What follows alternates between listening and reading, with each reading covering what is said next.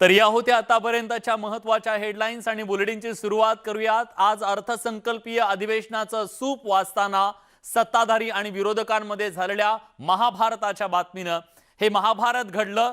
सत्ताधारी मुख्यमंत्री उद्धव ठाकरे आणि विरोधक असलेल्या माजी मुख्यमंत्री देवेंद्र फडणवीस यांच्यामध्ये यावेळी हे महाभारत का, तर यावेळी धृतराष्ट्र निघाला, शिखंडी निघाला, त्यानंतर शकुनी मामा अशा अनेकांचा यावेळी उल्लेख झाला, अगदी रामायणातल्या रावणाचा सुद्धा। तेव्हा रामायण महाभारत आज सभागृहात झालेलं दिसलं आणि या सगळ्यामध्ये मुख्यमंत्री उद्धव ठाकरे यांनी विरोधकांकडून होणाऱ्या सगळ्या आरोपांना सडेतोड उत्तर देत त्यांनी थेट आव्हान सुद्धा दिलं।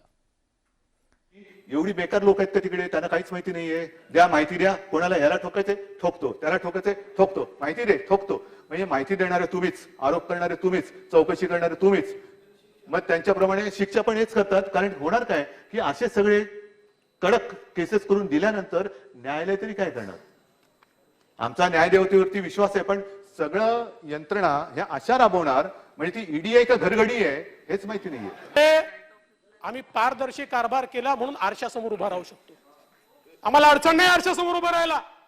आणि ईडी म्हणजे घरगडी आपण म्हणता, असं तुम्हाला याकरता वाटतं का की आता काही तुमचे घरगडी जे आहेत त्यांना ईडी बोलवतेय? हे बरोबर नाही अध्यक्ष महोदय। उद्या मग आम्ही मुंबईच्या पोलिसांना घरगडी म्हणायचं का? तुमच्या बोलवलं तुम्ही दरेकरांना, केलं ना तुम्ही दरेकरांवर, त्या ठिकाणी FIR तुम्ही करताय ना। आणि मग मी तर म्हणतो हे खरं आहे, हे कोणीच घोषित करू नये की उद्या कोण परवा कोण, पण ही अक्कल संजय राऊतांना देणार आहात का? केलं ना त्यांनी घोषित, बाप बेटा जाणार, हा जाणार, तो जाणार। हे असं ज्यावेळेस असतं ना त्यास असंही असतं। अर्थसंकल्पीय अधिवेशनाच्या शेवटच्या दिवशी मुख्यमंत्री उद्धव ठाकरे यांनी विधानसभेमध्ये विरोधकांच्या सर्व हल्ल्यांना जोरदार प्रत्युत्तर दिलं।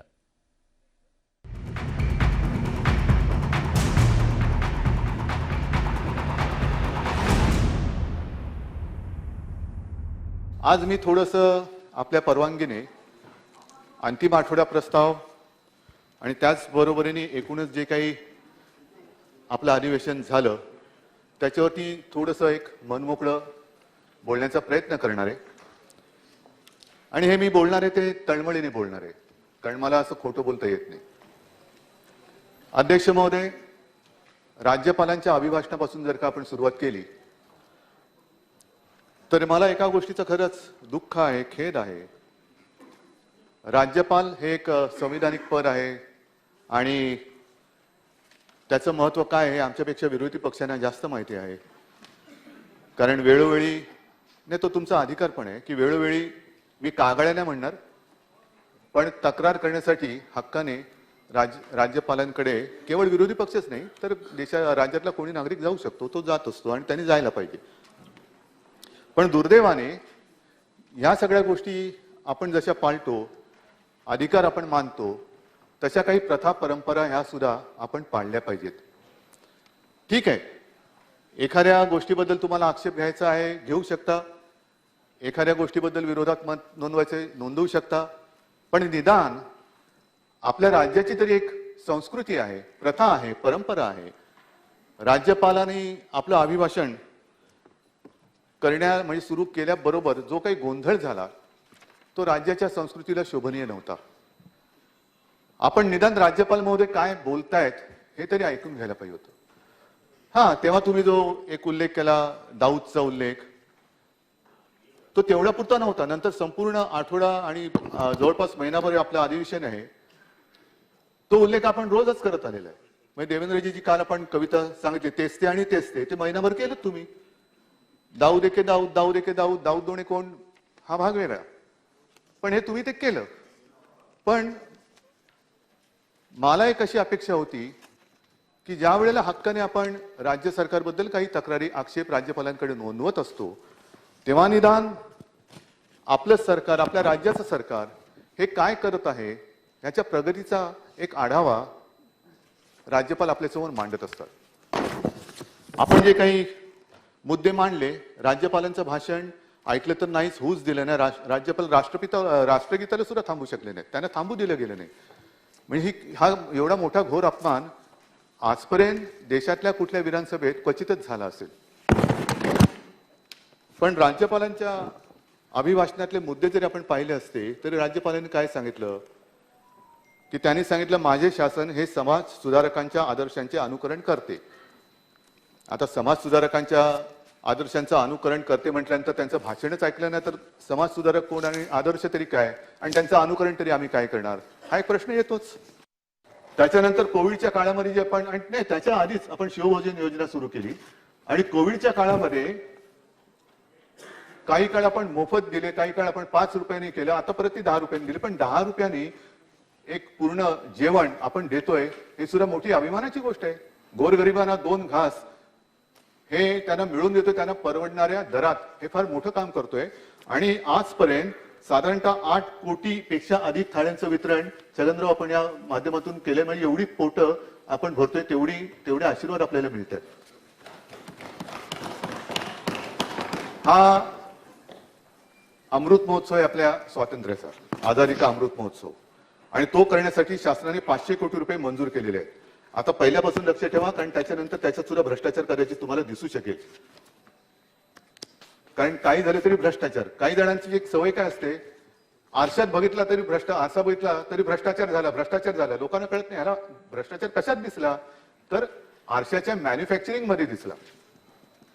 काही लोकांचा गैरसमज होतो की आरशात पाहिलं तरी भ्रष्टाचार झाला. आरसा बघितला, आता आचुतो हसणार का काही बोललेलं नाही मी. आरशाच्या मॅन्युफॅक्चरिंग मध्ये भ्रष्टाचार होऊ शकतो ना, पण तो आरसा बघण्यासाठी स्वतःचा चेहरा बघितल्याशिवाय कळणार कसं भ्रष्टाचार झाला की नाही. तर असं काही बोलू शकतात. तर म्हणून मी म्हटलं की आधीपासून लक्ष ठेवा. आता साहजिकच आहे थोडस नाही म्हटलं तरी मरे आरोप झाले. सुधीर भाऊ तुम्ही दरवेळेला छान काहीतरी बोलता आणि मला छान काहीतरी उत्तर द्यावं लागतं. तुम्ही हे शासन आहे कोणाचं बेवड्यांचं शासन आहे.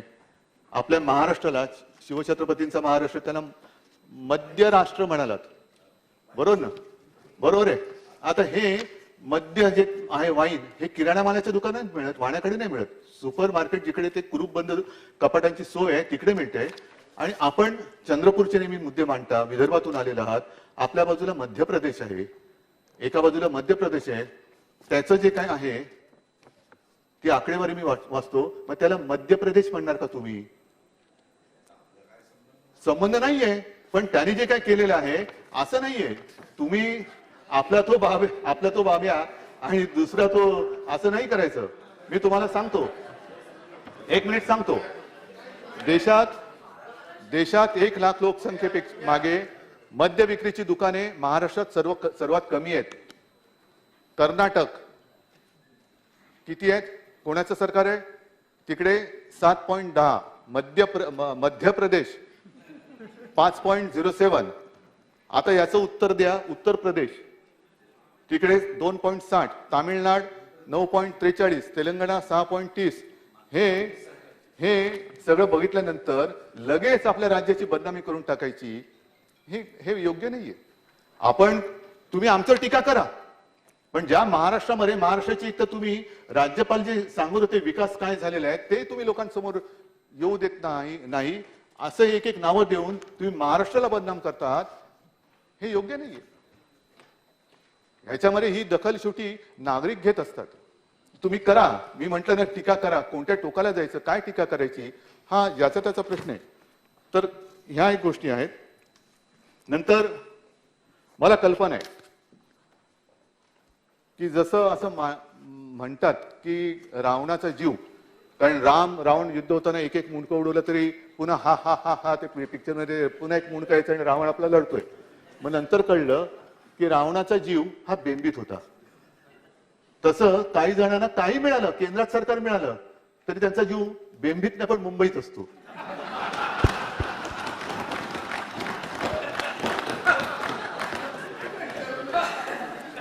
तो जीव मुंबईत असल्यानंतर मी समजू शकतो, कारण मुंबई सारखं शहर नाहीये.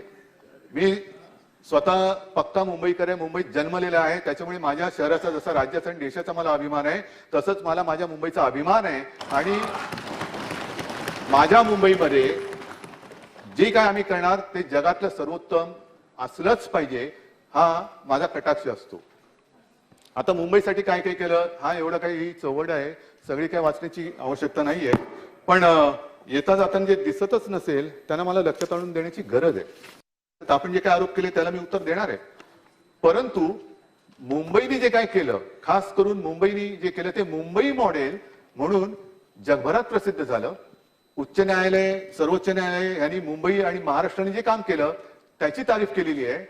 आता कोविड मधनं लोक बरे होतात, पण द्वेषाची कावीळ जर कोणाला झाली असेल तर त्याचा उपचार हा आपल्याला कोणत्या दवाखान्यात अजून करता येत नाही. कावीळ बरी होते, पण द्वेषच झालाय, काविळीचं द्वेषाची कावीळ आहे, बरी कशी करणार? तर काय करू शकत नाही त्याला, त्याच्याकडे आमच्याकडे उत्तर नाहीये. जम्बो सेंटर सुरू केलं. मला ह्याही बद्दल एक सांगायचंय की जेव्हा कोविडने पहिलं पाऊल आपल्या राज्यात टाकलं आणि इतर देशात संपूर्ण, मला स्वतः आपले माननीय पंतप्रधान बोलले होते की उद्धव देखो ये इटली में क्या चल रहा है, लोग रस्ते पे मर रहे, उठाने के लिए कोई नहीं है. ती एक धोक्याची घंटा त्यांनी तेव्हाच माझ्या लक्षात आणून दिली होती. आणि जेव्हा कोविडने पहिलं पाऊल टाकलं त्याही वेळेला आपलं अधिवेशन सुरू होतं, अर्थसंकल्पीयच होतं वाटतं. आणि त्याच वेळेला टोपे साहेब आपणही होतं, सगळेच होतो. पण आपण एक निर्णय घेतला की तातडीने इकडे तिकडे करण्यापेक्षा फील्ड हॉस्पिटल आणि ती सुद्धा जम्बो ही उभारण्याची गरज आहे. मी तर सांगितलं होतं की लागली तर लष्कराची मदत घ्या, काय कमीपणा त्याच्यात वाटण्याचं कारण नाही. पण त्याही बाबतीत आपल्या यंत्रणेने स्वतःच्या ताकदीने, स्वतःच्या हिमतीने जम्बो कोविड सेंटर्स उभारली. मला तरी माहिती नाहीये की देशात आणखीन कोणी कशी तिकडे उभारली असतील. पण जम्बो कोविड केअर सेंटर जर का आपण उभारली नसती तर जयंतराव कदाचित असं होऊ देणार नाही. पण काही ठिकाणी किंवा एका ठिकाणी झालं की नदीमध्ये मृतदेह टाकण्यात आले, तसं आपण होऊ नाही दिलं. आपण असं होऊ नाही दिलं. आपण जे काय करता येणं शक्य होतं ते केलं आणि या पुढे सुद्धा करू. कोविड येऊ नये, येणार नाही अशी प्रार्थना आहे. पण जनतेच्या हितासाठी आम्ही वाटेल ते करू आणि तसं आम्ही ते केलं. पण हा सगळा जो पाठपुरावा आहे त्याची सुरुवात मनीषाताई आपण केली होती. आपण फोटो सुद्धा ट्विट केला होता या दहिसरच्या हॉस्पिटलच्या बाबतीत. हा, मला वाटलं तुम्ही आता तुमचं मत बदलले की काय. हॉस्पिटल हवं की नको? हवं ना, हवं की नको? नाही ते आशिष बोलते, बोलू नका, पण तुमच्या वॉर्डाचा प्रश्न आहे, लोक तुम्हाला विचारणार आहेत, आशिषला नाही. हॉस्पिटल हवं की नको? नाही, एक मिनिट, तुमचं म्हणून हा सांगा.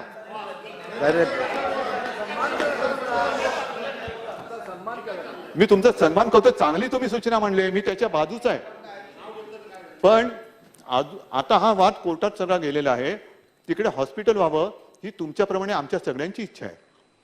आणि म्हणून तो भूखंड ताब्यात घेण्याचा आग्रह जसा तुमच्या पक्षाने धरला तेव्हा आम्ही सुद्धा तुमच्यासोबत, तुम्ही आमच्यासोबत महापालिकेत एकत्र होतो. इम्प्रुव्हमेंट कमिटीमध्ये मला वाटतं भालचंद्र सिरसाट यांनी तो हे आणला, विषय आणला आणि तो करत करत इथपर्यंत आणला. आता ह्याच्यात भ्रष्टाचार कुठे झाला? कारण कोर्टात प्रकरण आहे. उलट महापालिकेने आक्षेप घेतलेला आहे की याला वाजवीपेक्षा जास्त पैसे दिले गेलेले आहेत.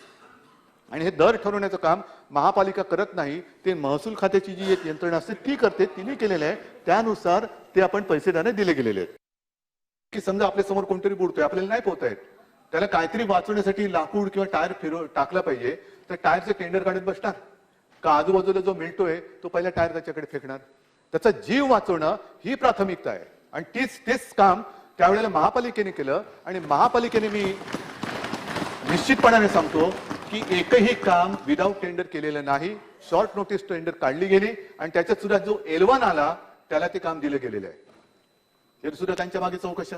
म्हणजे थोडक्यामध्ये काय, मुंबईचं जे कौतुक सगळे जे झालं, मुंबईने जी आपली धारावीमध्ये काय काम केलं, कसं, किती ती झोपडपट्टी आहे सगळ्यांनाच माहिती आहे. एकेका खोलीत 8-8, 10-10 लोक राहतात. काय सुरक्षित अंतर ठेवणार आणि मास्क तरी कुठे घालणार? पण धारावी वाचवली, हे केवढं मोठं काम झालं. सगळे म्हणजे मला तेव्हा केंद्राचं पथक यायचं, ते असं थरथरलेलं असायचं. साहब कुछ भी करो, धारावी को बचाना पडेगा, कुछ भी करो, आपको जो करना है करो, आप क्वारंटाईन हे करो, काय कॅम्प काढा, 2-2, 4-4 लाखांना तिकीट टाकायला लागलं तरी चालेल, पण तुम्ही काहीतरी करा. पण अभिमानाने हे सुद्धा सांगेन की महापालिकेची यंत्रणा ही महापालिका आयुक्तांपासून तळागाळातल्या त्या कर्मचाऱ्यापर्यंत धारावीत उतरली आणि त्यांनी धारावी वाचवली. ह्याचं कौतुक कोणालाच नाही. कौतुक नका करू, पण निदान एक ती जी काय म्हणे ना, घरच्या म्हातारीचे काळ, ते तरी होण्याचं पाप करू नका. ते तरी होण्याचं पाप करू नका. महापालिकेने काम केलं. हा, जिकडे तुम्हाला वाटलं की इकडे उणी राहिली सांगा तुम्ही, पण भ्रष्टाचार केला. कुठे भ्रष्टाचार याच्यामध्ये?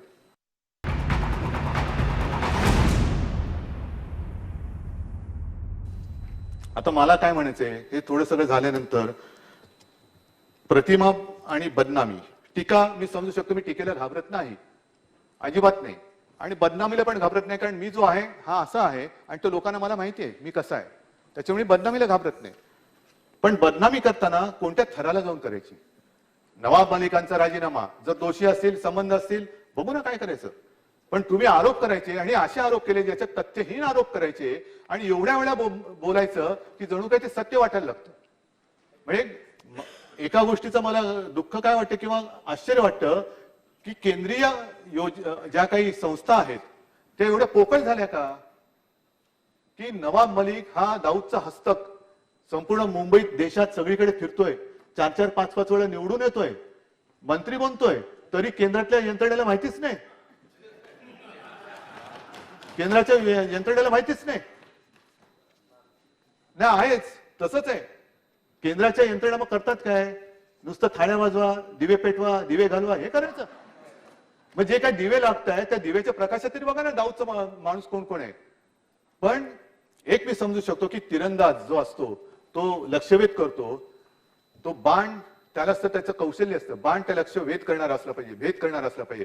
पण आता काय होतंय, त्या बाण म्हणजे त्या एजन्सीज आहेत, त्यांना हातात पकडून लक्षावरती जाऊन खुपसलं जाते की हे तुझं लक्ष आणि हे तुझं शस्त्र सगळं. म्हणजे त्याची मला देवेंद्रजी तुम्हाला खरं केंद्राने घ्यायला पाहिजे, रॉ, सीबीआय, आणखीन काय काय काय काय, म्हणजे काम अधिक वेगाने होईल, अधिक वेगाने होईल. कारण ती माहिती ईडी कडे तुम्ही दिलीत असं तुमचं मी कुठेतरी वक्तव्य वाचलं. म्हणजे ईडी एवढी बेकार लोक आहेत का तिकडे, त्यांना काहीच माहिती नाहीये. द्या माहिती द्या, कोणाला ह्याला ठोकायचे ठोकतो, त्याला ठोकायचे ठोकतो, माहिती दे ठोकतो. म्हणजे माहिती देणारे तुम्हीच, आरोप करणारे तुम्हीच, चौकशी करणारे तुम्हीच. मग त्यांच्याप्रमाणे शिक्षा पण हेच करतात. कारण होणार काय की असे सगळे कडक केसेस करून दिल्यानंतर न्यायालय तरी काय करणार? आमचा न्यायदेवतेवरती विश्वास आहे, पण सगळं यंत्रणा ह्या अशा राबवणार म्हणजे ती ईडी आहे का घरगडी आहे हेच माहिती नाहीये, हेच कळत नाहीये. आणि मी तसं यावेळेला अधिवेशनामध्ये मध्ये मध्ये येऊन गेलो, माझ्या ऑफिसमध्ये बसून कामं सुरू होती. पण येता जाताना हा गंमत वाटेल पण गमतीचा विषय नाहीये. कारण मी बोललो ना तेस्तेच आणि तेस्ते, ते दाऊद आणि जुते, मला वाटलं पूर्वी एक दाऊद शूज होते, तो पण घोटाळ्यात गेला म्हणा. पण ते दाऊद शूजची एजन्सी नवीन कोणी घेतली का? कारण दाऊद आणि जुते. बरं हा दाऊद आहे कुठे हो, माहिती कोणाला? म्हणजे एखादा निवडणुकीसाठी विषय किती काळ घेणार तुम्ही? जसं राम मंदिराचा विषय इतके वर्ष तुम्ही घेतलात, आता ह्याच्या पुढे दाऊदचा घेणार आहात का? म्हणजे आधी रामाच्या नावाने मत, आता दाऊदच्या नावाने मागणार आहात का? हे काय चाललेलं आहे? बरं दाऊद जो आहे कुठे आहे माहिती तरी आहे का? कोणालाच माहिती नाही. असेल तर मला आणत का नाही? कारण मागे मला आठवते गोपीनाथ मुंडे आपले उपमुख्यमंत्री होते, त्यांनी सांगितलं की दाऊदला आम्ही फरफटत आणू. आता आपण त्याच्या मागे फरफटत चाललोय आणि त्याचे हस्तक शोधतोय. कुठे हस्तक? तू हस्तक आहे, तू हस्तक आहे, तू हस्तक आहे. पण मला तरी आठवत नाही, तुमच्याकडे माहिती असेल तर सांगा, ओबामाने ओसामाच्या नावाने मतं मागितली होती का? त्यांनी निवडणुकीत त्याचा उल्लेख केला होता का? पण ते जे कावस पाडले, देशावरती हल्ला, आम्ही बोलतो पण हल्लेखोराचं काय करतो? ओबामाने कोणाची वाट नाही माहिती, परवा नाही केली. पाकिस्तान काय केलं, ढग आहेत तर त्याच्या आडून हेलिकॉप्टर पाठवायचं का, असा थिल्लरपणा नाही केला. थेट त्यांचे ते जवान पाठवले आणि घरात घुसून त्या लादेनला मारला. ह्याला म्हणतात मर्दपणा. कान्या मारत दाऊदला उडवा ना, मूळच उकळून टाका. अजूनही आम्ही बघतोय कोण कोण कसं येतंय, त्यांचे अंडरवर्ल्ड शिकेचे संबंध आहेत, मग ते कोण त्याचं हस्तक आहे. जा घुसा, दाऊदच्या घरात घुसून त्याला मारा, जसं ओबामाने ओसामाला मारलं तसं. ह्याला म्हणतात मर्दपणा, ह्याला म्हणतात हिंमत, ह्याला म्हणतात हिंमत. पण काही न करता नुसतं तुम्ही जे आमच्यावर आरोप करतायत, मी पुन्हा प्रामाणिकपणे सांगतो की देशद्रोह्यांच्या विरोधात आम्ही आहोतच, त्याच्याबद्दल कुठेही दुमत होण्याचं कारण नाही. पण नवाब मलिकांचा राजीनामा तुम्ही मागता आहात, त्याच्या आधी जे काही घडले काश्मीरमध्ये, त्यावेळेला मेहबूबा मुफ्ती बरोबर तुम्ही बसला होतात. मी ते माझ्या भाषणात पण बोलले, अनेकदा बोलले, तेचते आणि तेचते, दुसरं आहे काय आपल्याकडे? पण अफजल गुरुला फाशी देण्याचा जेव्हा प्रश्न आला, त्यावेळेला या मेहबूबा मुफ्तीबाईंचं काय वक्तव्य होतं? अफजल गुरुला फाशी देऊ नका. ज्यांनी लोकसभेवरती हल्ला केला, देशाच्या सर्वोच्च लोकशाहीच्या मंदिरावरती हल्ला केला, त्याचा मास्टर माइंड, त्याचा ब्रेन, त्याला फाशी देऊ नका आणि दिल्यानंतर त्याचं पार्थिव त्यांच्या कुटुंबियांकडे द्या. त्यावेळेला जर मी विसरलो नसेल तर तेव्हा सत्तेमध्ये भाजपा सामील होता नव्हता माहित नाही, पण त्यांच्याबरोबर तुम्ही सत्तेचा पाठ मांडला होता. त्याच्या आधी सुद्धा त्यांची मतं कशी होती, कारण एका रात्रीमध्ये नाही, असेल किंवा नसेल, मी आरोप नाही करत आहे, मी सांगतोय घटना, माझं समजून घ्या, मी तुमच्यावरती आरोप नाही करत आहे. जर तुम्ही सत्तेत तेव्हा असाल तर असाल, एक काढल्या तारखा तर कळतील. पण बुऱ्हाण वाणीला मारल्यानंतर सुद्धा ज्यांच्या घरी या मेहबूबाबाई गेल्या होत्या, म्हणजे त्यांचे विचार एका रात्रीत नाही बदलले. या विचारांची ही माणसं माहिती असताना सुद्धा तुम्ही त्यांच्यासोबत सत्तेत बसला. मग अफजल गुरु देशद्रोही नव्हता? मग ते का अफजल सरकार होतं का बुऱ्हाण सरकार होतं? कोणी कोणाचा राजीनामा घ्यायचा किंवा सत्ता तेव्हा तुम्ही स्थापन नंतर केली असेल किंवा आधी केली असेल, पण विचार तर तेच आहे. जसं मी सांगतो की मी कडवट हिंदुत्ववादी आहेच आणि तो राहणार, माझे विचार बदललेले नाहीयेत आणि बदलणार नाहीये, मी परत एकदा सांगतो तुम्हाला. पण सत्तेसाठी आपण काय करायचं ते सोडून द्यायचं. म्हणजे आणखीन एक म्हण आहे, स्वतःच ठेवायचं झाकून. आता तेव्हा मला वाटतं अजूनही तुम्ही बघा, कारण तेव्हा भाजपा सत्तेत असेल, कारण आम्हाला प्रश्न पडला होता की या अफजल गुरुला फाशी देऊ नका सांगणाऱ्या मेहबूबाबाई भारत माता की जय बोलायला लागले की काय, वंदे मातरम बोलायला लागले की काय. बोलले असते तर आम्ही सुद्धा सत्तेत नसतो आलो, पण त्यांच्यात दर्शन घ्यायला आलो असतो आम्ही, की ते एकमेका बरोबर आल्यानंतर वंदे मातरम बोलायला लागल्या, भारत माता की जय बोलायला लागल्या. या सगळ्या गोष्टी बघितल्यानंतर आणखीन एक मुद्दा जो आहे तो मुद्दा मुदस्सर लांबेचाच आहे.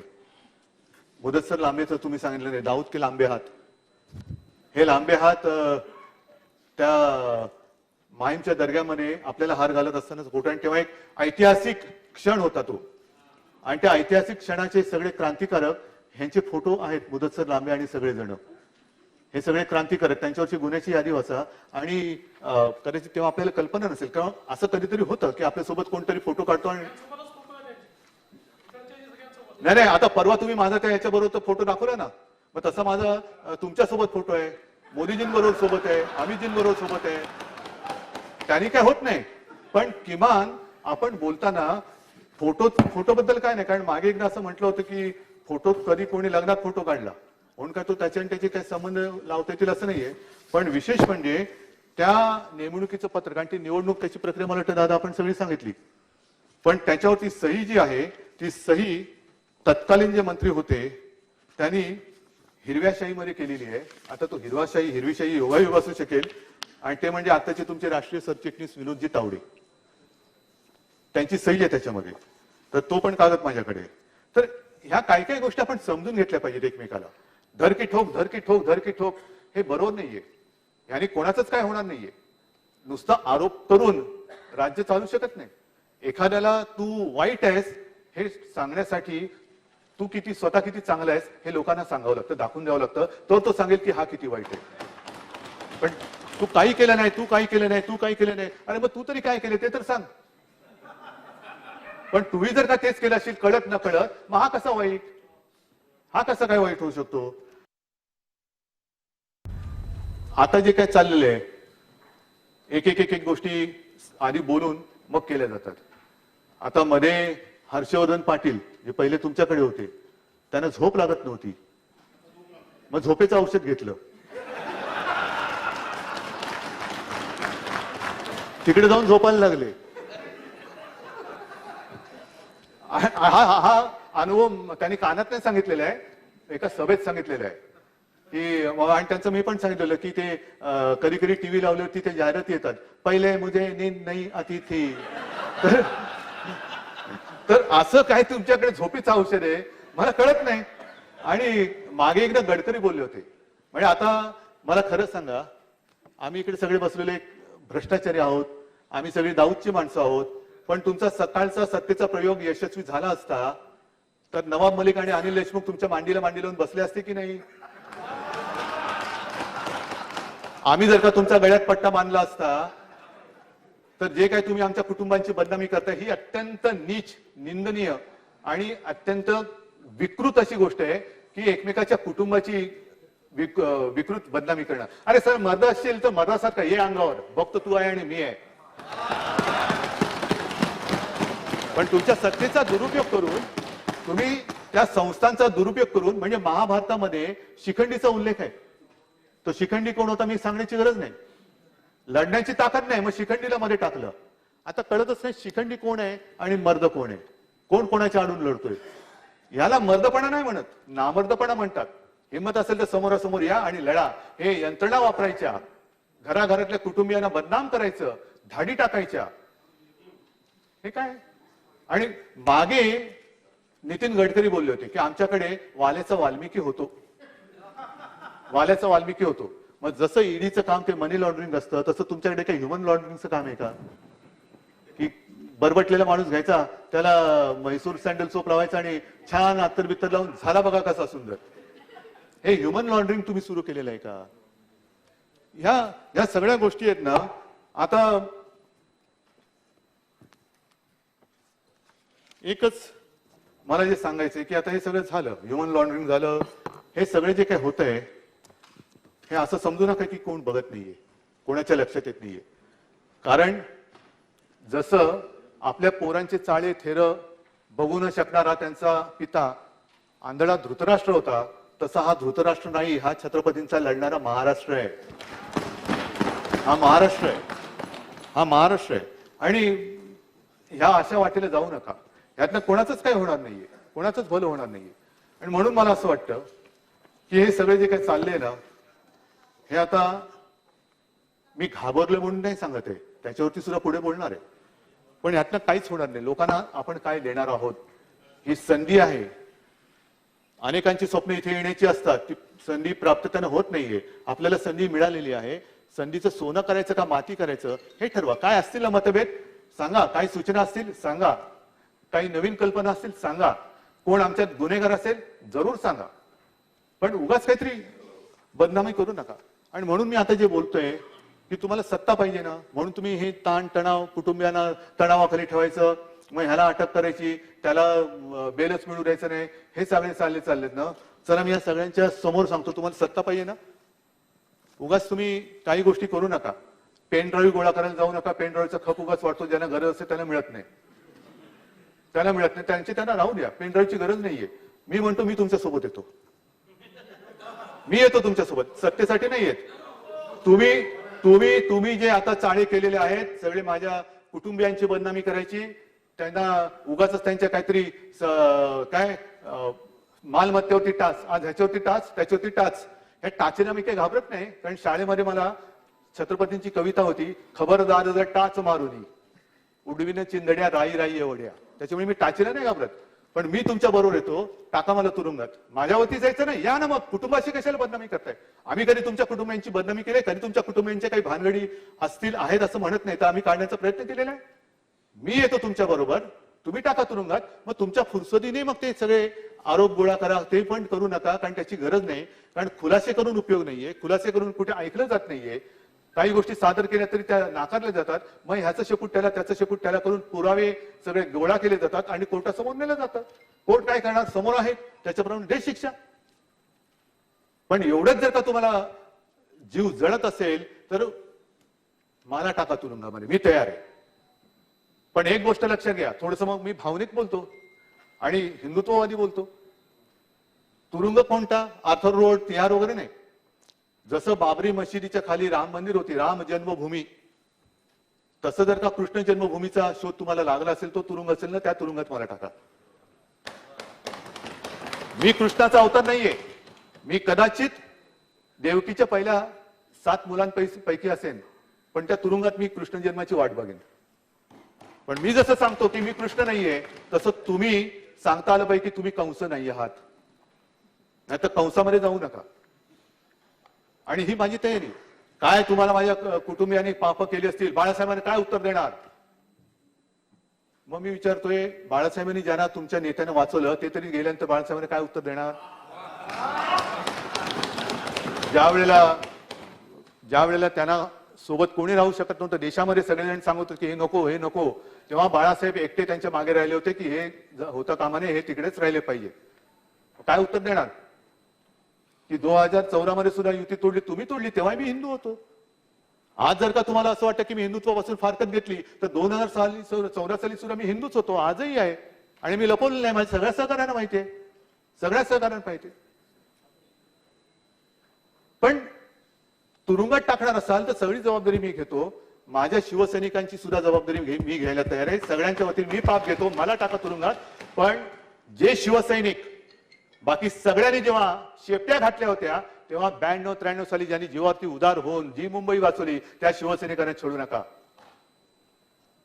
आणि आम्ही ऐकतोय म्हणून मला ते कळतच नाही, ते ह्या यंत्रणेचे दलाल आहेत की प्रवक्ते आहेत. हा तुरुंगात जाणार, अनिल देशमुख तुरुंगात जाणार, गेले तुरुंगात.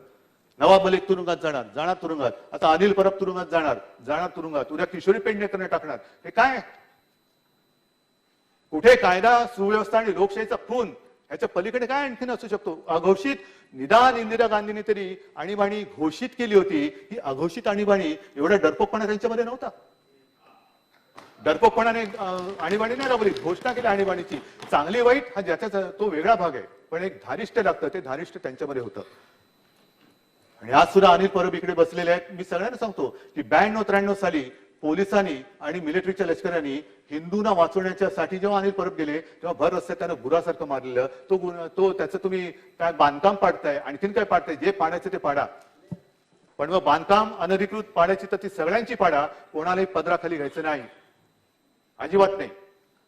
पण अशी शिवसैनिक, किशोरी पेडणेकर सुद्धा आमच्या चळवळीतल्या शिवसैनिक आहेत.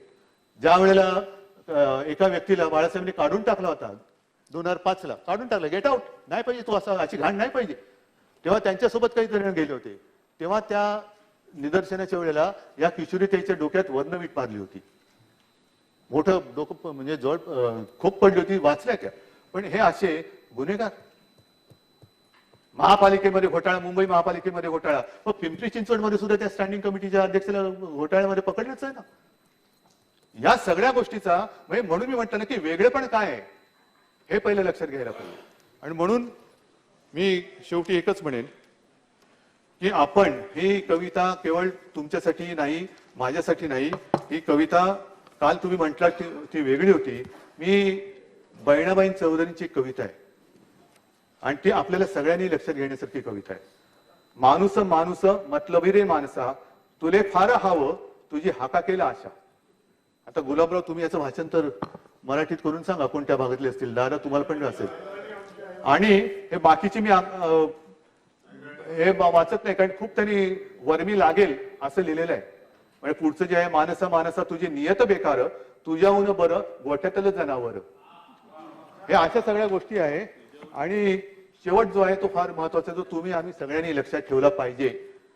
मानसा मानसा कधी होशीन माणूस, लोभासाठी, लोभ सगळ्यांनाच असतो, पण लोभासाठी झाला मानसाचा रे कानूस. आणि ही जर का आपल्या संतांची, या कवित्रींची शिकवण जर का आपण लक्षात ठेवली आणि तसं जर का वागलो, तर मला असं वाटतं जे राज्यपालांच्या अभिभाषणाच्या वेळेला झालं, जे आता जे राज्यामध्ये चालू आहे की एकमेकाची चिखलतोड करायची. आणि मला प्रसिद्धी माध्यमांना म्हणून सांगायचे, बातम्या दाखवा, जरूर दाखवा, पण कोणाचं तरी आयुष्य उद्ध्वस्त होईल अशा प्रकारे जी एक बदनामी केली जाते, तिला तरी निदान आपण साथ सोबत देऊ नका. आयुष्य उद्ध्वस्त होतात आणि कालांतराने कळतं आणि ह्याच्यामध्ये काही नव्हतंच. तर ही एक माणुसकी, आपण सत्ताधारी असू, विरोधी असू, पण या देशाचे एक नागरिक आहोत, एवढीच तसे वागा, एवढीच माझी एक विनंती आहे. धन्यवाद. जय हिंद, जय महाराष्ट्र. राज्यातल्या विरोधकांनी सरकारवर, उद्धव ठाकरे यांच्यावरती जे वेगवेगळे हल्ले चढवलेले होते, त्या सगळ्या हल्ल्यांना, त्या आरोपांना आज मुख्यमंत्री उद्धव ठाकरे यांनी घणाघाती उत्तर दिलेलं आहे. आणि राज्यातला हा घणाघाती सामना, हे राजकारण, रामायण महाभारत सगळं असं सुरू राहणार आहे. पण आज या बुलेटिनमध्ये आपण इथेच थांबतोय. ताज्या घडामोडींसाठी बघत रहा न्यूज 18 लोकमत.